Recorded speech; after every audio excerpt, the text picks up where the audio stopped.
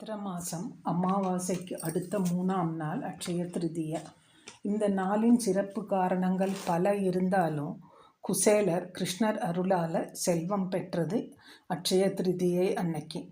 இதை சொல்லும்போது கிருஷ்ணர் ஏன் தன் நண்பனுக்கு வறுமையை முதலிலேயே போக்கலை என்ற கேள்வி எல்லோருக்கும் தோணும். குசேலரின் நிலைமைக்கு அவர் இளம் வயதில் செஞ்ச தப்பும் சொன்ன பொய்யும் தான் காரணம். சாண்டீப முனியின் ஆசிரமத்தில் கிருஷ்ணர், பலராமர், சுதாமா மாணவர்களாக இருந்து பயின்ற காலம். காட்டில் விறகெடுக்க பலராமனையும் கிருஷ்ணனையும் அனுப்பினார் முனிவரின் மனைவி. சிறிது நேரத்திற்கு பின் சுதாமாவையும் விறகுக்காக காட்டிற்கு அனுப்பும்போது அவரிடம் 3 பேருக்குமான உணவை கொடுத்தார். சுதாமாவை கண்டதும் தனக்கு தாகம் எடுப்பதை கிருஷ்ணர் கூற, வெறும் வயிற்றில் நீர் அருந்தக்கூடாது, சிறிது நேரம் களைப்பாறுவோம்னு சொன்னார் சுதாமா.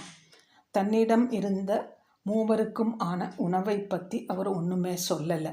சுதாமாவின் மடியில் தலை வைத்து கிருஷ்ணர் உறங்க, தான் மட்டும் உணவை ருசித்தார் சுதாமா.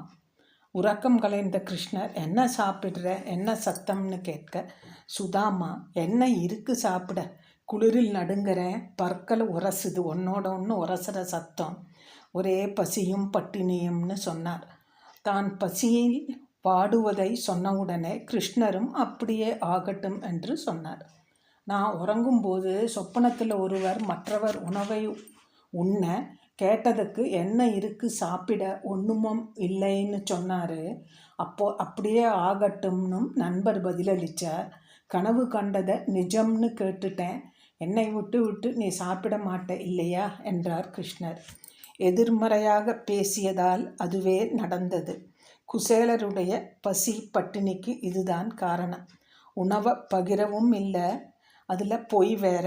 ஒருவேளை தன் மடியில் ஓய்வெடுப்பது பரமாத்மான தெரிஞ்சிருந்தா அவருடைய திருவிளையாடலும் தெரிஞ்சிருக்கும். பிற்காலத்தில் அவர் அனுபவித்த ஏழ்மையும் பட்டினியும் நண்பனாக இருந்தாலும் செய்த தவறுக்காக தண்டனைதான்.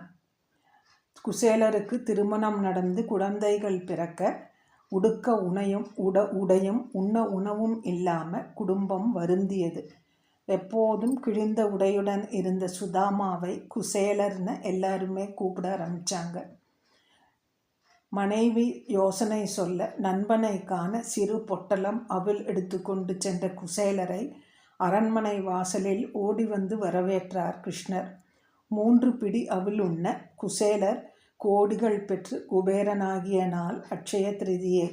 இப்படிப்பட்ட நண்பர்களுக்காக 1902ஆம் ஆண்டு போர்பந்தரில் ஒரு கோவில் கட்டப்பட்டது.